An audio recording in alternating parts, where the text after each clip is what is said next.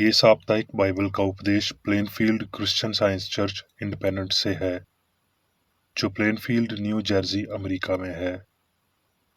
अधिक जानकारी के लिए कृपया हमारी वेबसाइट पर जाएं www.plainfieldcs.com। आपके अध्ययन के लिए ये पाठ रविवार 3 नवंबर 2024 के लिए है। विषय: हमेशा की सजा। स्वर्णपथ। भजन संहिता। हे ईश्वर, मुझे जांच कर जान ले, मुझे परख कर मेरी चिंताओं को जान ले, और देख कि मुझ में कोई बुरी चाल है कि नहीं, और अनंत के मार्ग में मेरी अगुवाई कर। उत्तरदायी अध्ययन: यशाया, यूएल। दुष्ट पापी चाल चलन और नृत्यकारी अपने सोच विचार छोड़कर यहोवा ही की ओर फिरे, वो उस पर दया करेगा।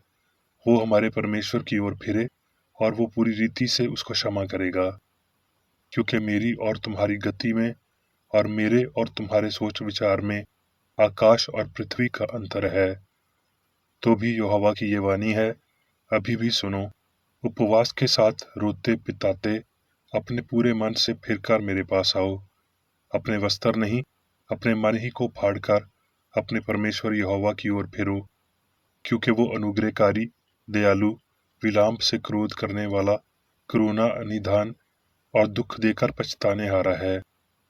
और जिन वर्षों की उपज अरबे नाम टिड्डियों अर्थात मेरे बड़े दल ने तुम्हारे बीच भेजा खाली थी, मैं उसकी हानि तुमको भर दूंगा। उस समय जो कोई यहोवा से प्रार्थना करेगा वो छुटकारा पाएगा, और यहोवा के वचन के अनुसार सिय्योन पर्वत पर और यरूशलेम में जिन बचे हुओं को यहोवा बुलाएगा वो उद्धार पाएंगे। मैं वही हूँ जो अपने नाम की निमित्त तेरे अपराधों को मिटा देता हूँ और तेरे पापों को स्मरण न करूंगा। पाठ उपदेश बाइबल में से भजन संहिता। मुझे अपने सत्य पर चला और शिक्षा दे, क्योंकि तू मेरा उद्धार करने वाला परमेश्वर है। मैं दिन भर तेरी ही बात जोहता रहता हूँ।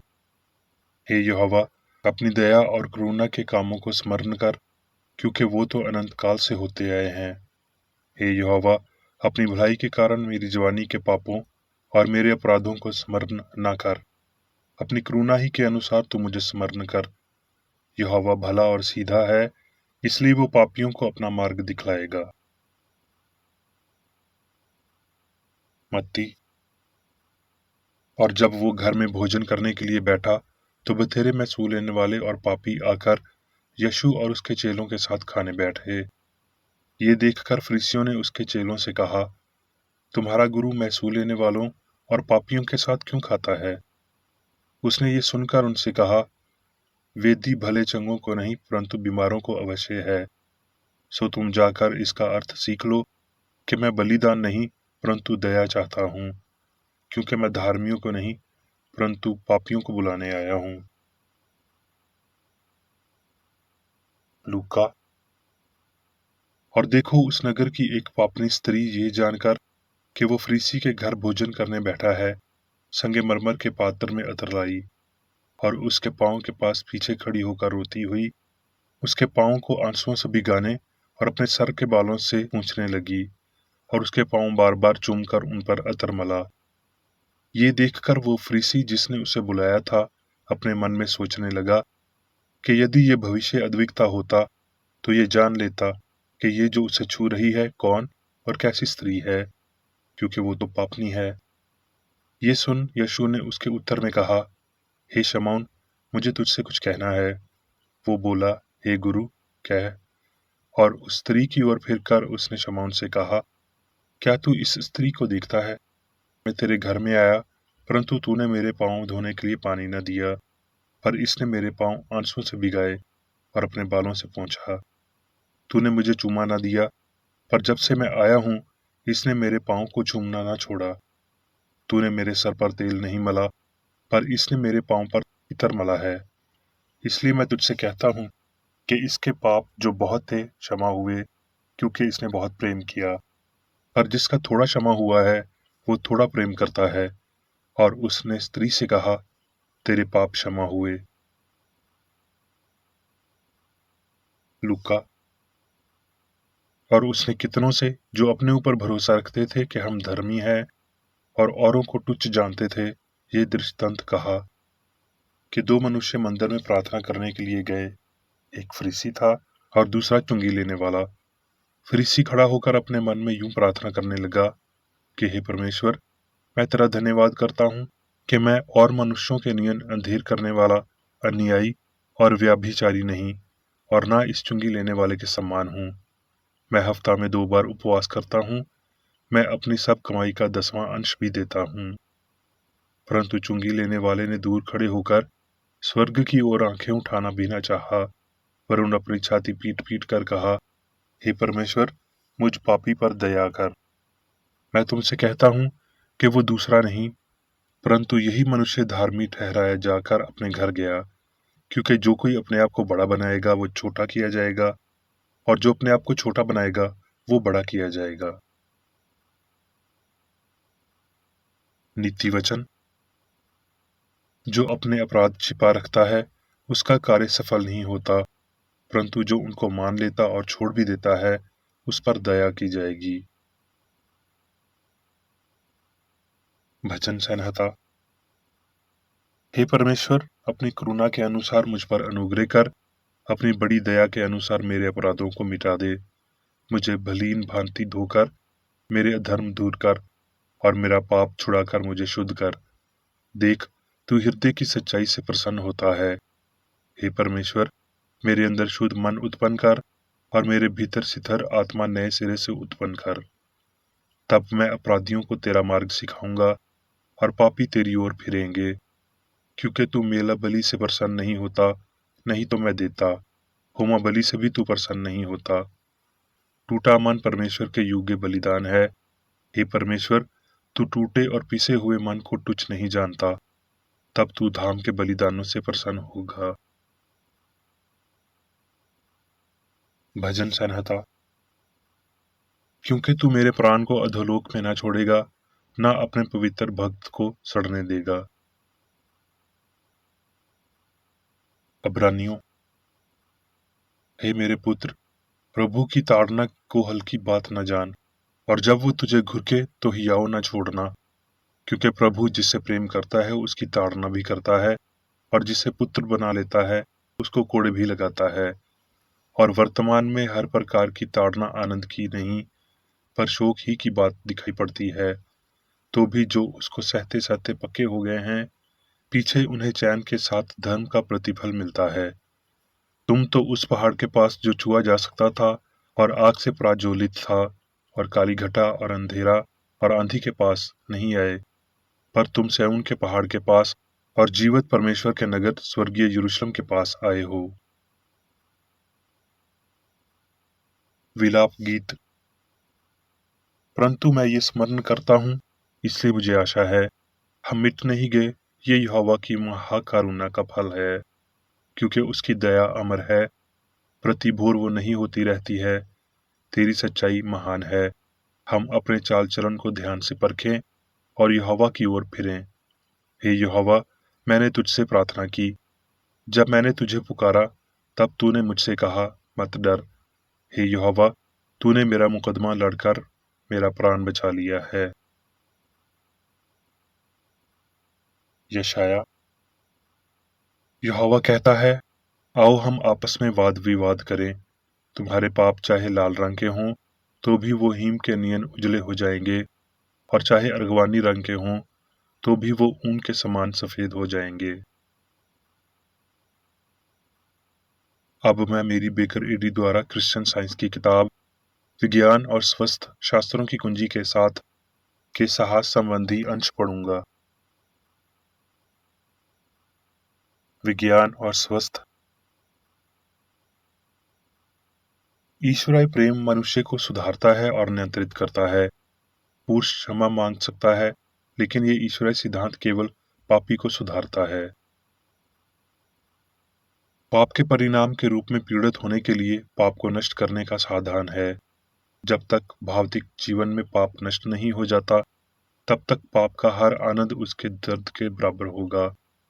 स्वर्ग तक पहुंचने के लिए हमें होने के दिव्य सिद्धांत को समझना चाहिए। परमेश्वर प्रेम है, इससे अधिक हम पहुंच नहीं सकते, ऊंचा हम देख नहीं सकते और आगे हम जा नहीं सकते। प्रेम की योजना पापी को सुधारना है। ये लूका के सुसमाचार के 7वें अध्याय से संबंधित है कि यीशु एक बार एक फरीसी का सम्मानित अतिथि था, जिसका नाम शमौन था। हालांकि वो शमौन शीशे के बिल्कुल विपरीत था। जब वो भोजन पर थे, तो एक असामान्य घटना हुई। जैसा कि पूरे उत्सव का दृश्य बाधित होता है, एक अनजान महिला अंदर आई। मरियम मगदलीनी, जैसा कि उसे तब से कहा जाता है, उसने यीशु से संपर्क किया। क्या यीशु ने महिला को अपमान के साथ दिखा था? क्या उसने अपने आराध्य को ठुकरा दिया?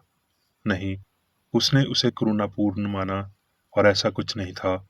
ये जानकर कि उसके आसपास के लोग उनके दिल में क्या कहते हैं, खासकर उसका मेजबान, वो सोच रहे थे कि नबी होने के नाते अति विशेषित अतिथि ने एक बार महिला की अनैतिक स्थिति का पता नहीं लगाया और उसे विदा नहीं किया। ये जानकर कि यीशु ने उन्हें एक छोटी कहानी या दृष्टांत के साथ फटकार लगाई और इसलिए सभी को सबक सिखाया, जिसके बाद महिला के लिए ये उल्लेखनीय घोषणा के साथ, तेरे पाप क्षमा हुए। इस प्रकार उसने अपने कर्ज को दिव्य प्रेम के लिए क्यों क्षमा कर दिया? यदि उसने पश्चाताप किया और सुधार किया, और क्या उसकी अंतर्दिशा ने इस अनिर्दिष्ट नैतिक विरोध का पता लगाया? तेल से अभिषेक करने से पहले उसने अपने आंसुओं से उसके पैरों को नहलाया।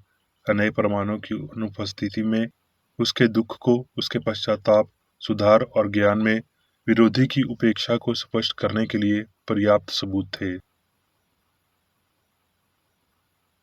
इस तरह की बीमारी स्नेह, कौन सी श्रद्धांजलि उच्च है?